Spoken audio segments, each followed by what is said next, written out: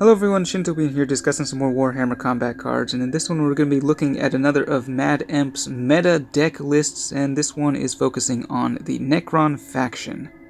Once again, all these decks are at 200 points, and assuming you have access to all the cards in the game at a pretty high level.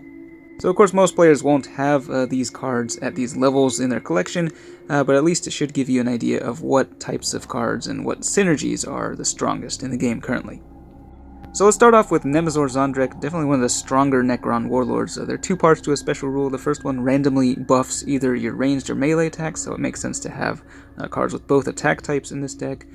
And the second part of his special rule allows you to bring out an additional bodyguard with taunt to the field. So for the bodyguards, we got three legendaries in here. The most expensive one is the Transcendent, which is very strong at the higher levels. It has both a very powerful ranged barrage attack as well as a strong melee attack. It's got regeneration for its secondary trait, which doesn't actually heal all that much at the lower levels, but of course the higher it gets, the tougher it'll be to take down. We got some additional protection for that with the Imtech, with the Medicae, a pretty cheap card to get some good healing there. We've also got the Crypto Thrall with Taunt, which can provide further protection, and you can buff the attack stats additionally with the Inspiring Presence from Simut, which is the Overlord there, 34 points on the top. Very tough card. That one's actually one of the best cards, I think, for its cost in the entire game. Shields and Inspiring Presence, just a very tough support card, which can also deal a lot of melee damage as well. The other legendary on the bottom there is Anrakir the Traveler, which is very strong at the higher levels. He's got a really big Furious Charge, and then Melee Scout, so you can hit with a tremendous amount of melee damage at some point. Obviously, the two cheaper legendaries don't have as strong of a ranged attack, but I think the Transcendent will be doing enough barrage damage if it's in the center lane that you can go either ranged or melee and do pretty well with this deck. And of course, Nurzandri himself is a pretty capable fighter, and who can also outflank the enemy twice, so it's a pretty simple but solid build. Moving on to Trason the Infinite, who has another very potentially powerful special rule that allows you to steal enemy cards, but you do have to deal enough damage to bring them down below 25% of their health, which can be quite tricky, especially now that the AI can move cards around. It can sort of mess you up, which is why this deck is including two cards with target acquired, so you can better target the cards that you want to steal.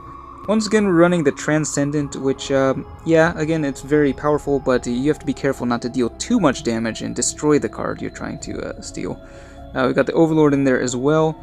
Down at the bottom, we've got the Cryptech for healing, and then the 14-point card with Barrage and I think Regeneration for its secondary trait, so just some extra ranged damage in there. Trason himself only has a melee attack, so I guess towards the end of the game you can switch from ranged to melee to finish off the game. Trason has been my warlord of choice for a lot of the Necron campaigns, especially like the max level events. He's just very strong, quite a bit stronger than any of the other Necron warlords, I think, provided you are able to make use of his special rule.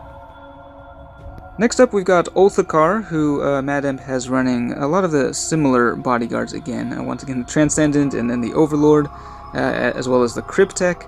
Oakar, though, is quite a bit weaker. I think he's one of the weaker Necron warlords, and actually maybe one of the weakest warlords in the game, simply because it's a pretty expensive warlord, but the stats aren't that amazing. He's got Berserk, which doesn't really do a whole lot on the warlord. And his special rule, I mean, it does give a decent boost to the stats of your cards, both ranged and melee, but there are just a lot of better special rules out there. So the unique cards to this deck are the 4-point card with Medicae, so that'll provide some additional healing, and then the 24-point Ghost Arc, that's a newer card, but it has Taunt, and so it's a pretty tough card. It can absorb a lot of damage to just keep your damage dealers alive.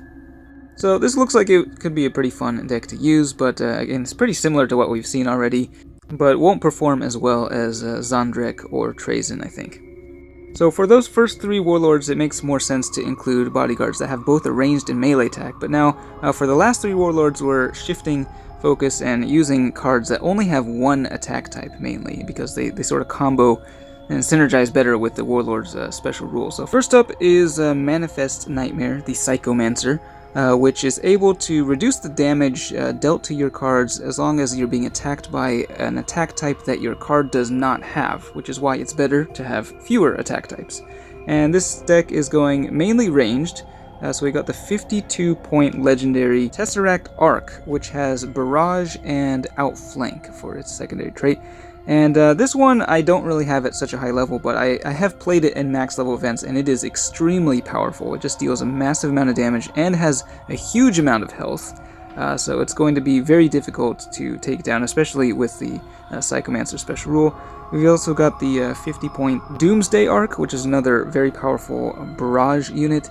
We've got the 21-point Hexmark Assassin, which with target acquired, again allowing you to take down priority threat on the enemy side. We've got the Ghost Arc, the big taunt card again. And then the last two cards are melee only, but we've got Oricon the Diviner, who is a healer. Basically, he has Medicae and Regeneration as a secondary trait. He recently got his stats boosted by an amazing amount, so he actually does a huge amount of melee damage now.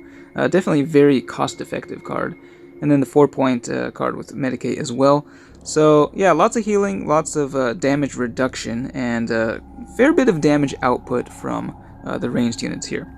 Though I personally don't really like playing as the Psychomancer because it's just sort of a slower play style, and you just have to wait for the animations to go off all the time, so not really what my personal warlord of choice. Next up is Imtech the Stormlord, I think one of the weaker warlords in the game.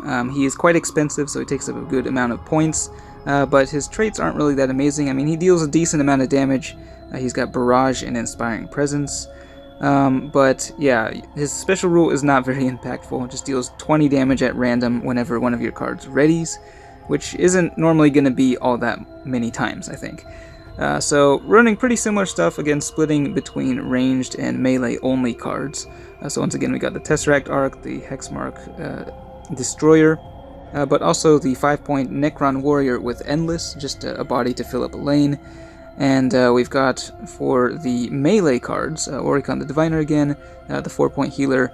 At 19 points we got the Destroyer Lord, which I guess is just in there because it has decent stats. I don't think it's that great of a card. It has Berserk and like Regeneration, I think, for its traits. And then we've also got the 6-point Flayer with Fear, and then 4-point Scarab Swarm with Endless. So some weak bodies in there. I mean, I guess you could maybe ready to make use of the special rule while debuffing the enemy melee or ranged attacks, but it's really not going to be that good, especially at the higher tiers of ranked. I don't think this deck is going to perform all that well. And then finally we got the infamous Corpse Lord, who has one of the worst special rules in the game, just especially because it doesn't scale at all, and it's just not going to do anything at the higher tiers of ranked. We've got an interesting composition here, though. Once again running the Tesseract Arc, but also running a Lord of War at 89 points. That's the Tesseract Vault, which has Precision Shot and Regeneration for its dual traits. That thing, at a high level, it actually deals a massive amount of damage and also has a huge amount of health, so it will survive for a pretty long time, especially if you're healing it up. We only have one healer in here. This is kind of a really wacky composition, and I can't imagine this deck actually doing very well. So seems just like more of a meme deck, really. The Corpse Lord also has Medicae himself, so when he deploys, he can get one more healing in. But yeah, I mean, if you have the cards at a high enough level, they'll be doing plenty of range damage. We've got just a couple melee cards in there, which I guess are just supposed to fill up a lane for a little bit, and I guess you can sort of mix them with the ranged units so that while you're going ranged attack, your melee cards will ready and maybe debuff the enemy and also just heal a little bit. But yeah, I mean, I don't think this deck will go very far in ranked. So that's it for the Necron Warlords. Mademp didn't provide a 200-point build for the Silent King, which is of course the Necron Supreme Commander, who takes up half of your deck in a 200-point game. So maybe I'll do a separate video just on the Supreme Commanders. But let me know, again, if you agree or disagree with the choices here. Keep an eye out for more of these deck list videos. There are definitely more to come. But that's it for this one. Thanks for watching, and I will see you next time.